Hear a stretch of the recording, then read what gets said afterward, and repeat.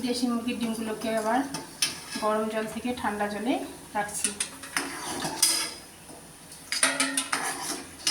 কড়াইটাকে বসিয়ে দিলাম, এর খোসাটাকে ছাড়িয়ে নিচ্ছি।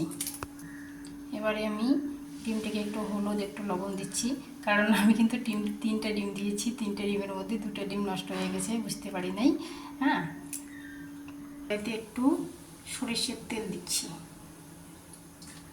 সরিষার তেল দেখে সরিষার তেলটা গরম হয়ে গেল।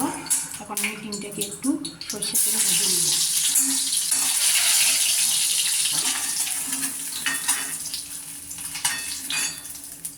ডিম ভাজা হয়ে টমেটোটাকে একটু ভেজে নিচ্ছি।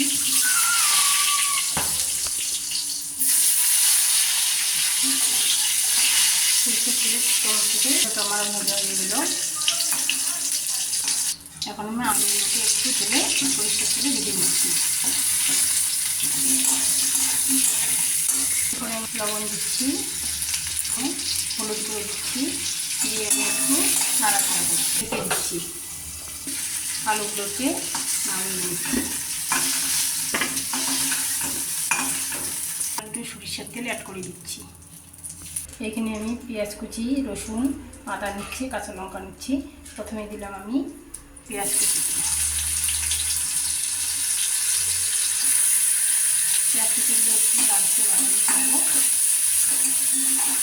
একটু জিরা ফোড়ন অ্যাড করলাম, পাঁচফোড়ন, তেজপাতা, আদা বাটা একটু দিচ্ছি, রসুন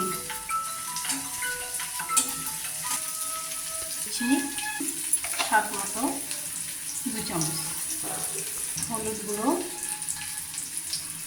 ঢাকা দিয়ে সামান্য পরিমাণ একটু জল দিচ্ছি, ভালো করে কষিয়ে নিচ্ছি। এখন আমি আলুর টুকরোগুলোকে আরেকবার কষিয়ে নিচ্ছি।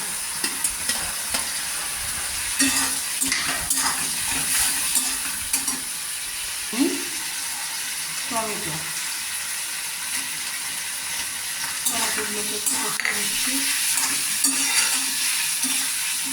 তেলটাকে একটু লো করে দিচ্ছি। সামান্য পরিমাণে একটু জল দিয়ে আমি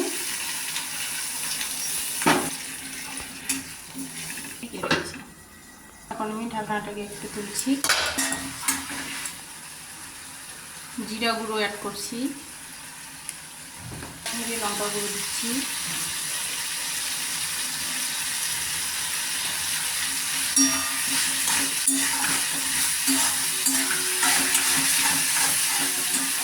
এখন আমি জল অ্যাড করছি।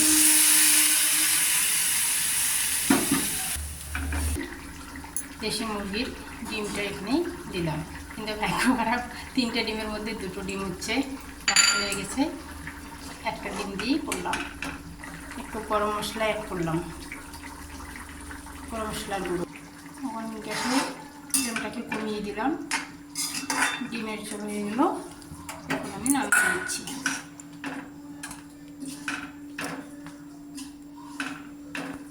এবারে আমার ডিমের ঝোল হয়ে গেল। এটা সাধারণত যারা অসুস্থ তাদের জন্যই একমাত্র ভিডিওটা।